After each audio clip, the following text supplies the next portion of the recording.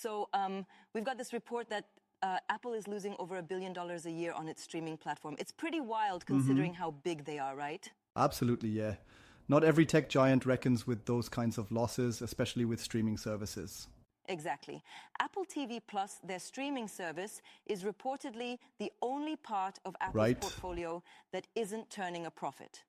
They've been spending roughly $5 billion on content every year since 2019, though that dropped a little to about $4.5 billion in 2024.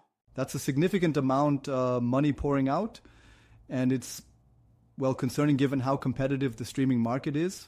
Yeah, it really is. And even with big original shows like Severance, Ted Lasso, The Morning Show, Silo, and Shrinking, they're not quite keeping up with platforms like Netflix, Disney Plus, or even Amazon Prime Video.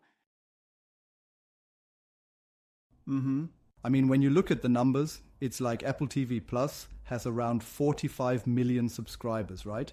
Whereas Netflix is sitting at 301 million. That's a massive gap. Exactly. And it's intriguing because the service does have some stellar content, shows that have racked up over 2,500 award nominations and wins. It's like they're scoring in quality, but somehow missing the subscriber volume. For sure. It's quite the predicament. You'd think that with such awards and high-quality original content, they'd have a more robust user base. It almost seems contradictory, yeah? I mean, here's a case where content excellence isn't directly translating into profits or market dominance. I see. Right, and that makes you wonder about their strategy, doesn't it? Spending billions on content and still not cracking that subscriber code. Definitely. And it's like they are playing a long game, hoping that the brand loyalty of Apple and integration with its ecosystem might eventually tip the scales. Yeah, I get that. But for now, it's a billion-dollar hole. It does raise the question, is quality really enough? Or does the streaming market need both quality and sheer scale? Exactly. It's kind of like having a gourmet meal, but only a few people showing up for dinner. Right, yeah. The excellence is undeniable, yet the reach is limited. I mean, and you know, even if you're Apple, the sheer competition means you have to beat Netflix on subscriber numbers to really thrive. Absolutely. And here's something to note. The company hasn't confirmed the subscriber numbers publicly. The estimate of 45 million is based on reports. So there's an element of uncertainty. That's interesting. It makes you wonder how accurate that figure is. Right. And I think there's a bit of a strategic gamble there. Apple might be willing to take a hit financially if it means strengthening its ecosystem overall, especially if the numbers start improving in the long run. Yeah, kind of like investing in infrastructure, even if the immediate returns aren't there. But I do wonder if this loss is sustainable over time. Yeah, that's a good point. Well, you know, critics might say it's a risky bet. I mean, losing $1 billion every year is not a trivial matter. True, it's a bold move. One might say overly aggressive. But from one angle, it could pay off if they manage to leverage their content to pull in more subscribers. Yeah. Still, it's not without its fair share of challenges, right? Exactly. With the market already crowded by Netflix, Disney Plus, and others, Apple is almost swimming upstream here. Right. And another thing to consider is that while their original content is award-winning, it might be targeting a niche audience. Yeah, that sounds Not about right. every award-winning show has mass appeal. Yeah, that's a really valid point. Sometimes niche quality doesn't necessarily match mainstream subscriber numbers. Absolutely. And it's interesting because considering the integration of Apple devices and services, there might be an expectation that these users would subscribe automatically. True. But clearly, that isn't panning out as perfectly as one might expect. It's like, should Apple be banking on their ecosystem to eventually pull in more streaming dollars, even if it's a loss maker right now? Yeah, and there's a sort of trade-off there. On one side, you're investing in top-tier content that builds the brand.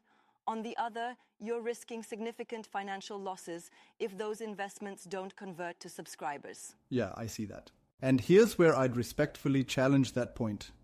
Isn't there a risk in relying too much on ecosystem lock-in, given that consumers have more choices than ever? That's a fair critique. Indeed. While ecosystem benefits are real, they might not be enough for consumers who prefer content variety and affordable options. It's a delicate balance. Exactly. It really is.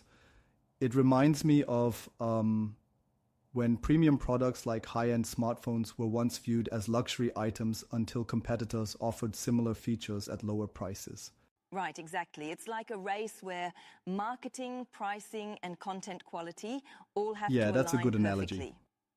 And Apple seems to be betting on their high-quality content to eventually shift that balance. And yet, with every passing year, that billion-dollar loss is still there. It begs the question if the shift will be fast enough to justify the continuous investment. Yeah, exactly. Perhaps the strategy is more long-term, banking on a future where, the subscriber base catches up with the content investment. That makes sense. But in the meantime, the streaming war is intensifying. Other services are scaling up fast. So Apple is facing uphill battles on multiple fronts. Absolutely. It's like they're in a multi-ring boxing match. Each competitor is throwing punches from different angles, and every dollar counts in that arena. That's a vivid picture, for sure. And let's not forget that even with a reported loss, the investment in content can boost brand prestige overall. But logically, that doesn't immediately translate into profit. Right. And that tension between brand prestige and profitability is a common challenge for platforms investing heavily in original content. Absolutely. The quality is a double-edged sword. It wins awards but may not win over the masses. And I guess that raises the issue if Apple should be rethinking its strategy. Maybe balancing content quality with, say, more cost-effective offerings to narrow that loss gap. Yes, or perhaps even exploring subscription bundling or other integration strategies to distribute the loss across more services. Yeah, that could be a smart move. It's like diversifying an investment portfolio. You don't want just one area bleeding money while others flourish. Exactly. So while the current picture of Apple TV Plus losing $1 billion per year is concerning, it's also a reminder of the risks in the streaming business, especially when quality investments don't immediately pay off in subscriber numbers. Absolutely. Absolutely. It will be fascinating to see if Apple manages to flip the script before the losses stack up too high.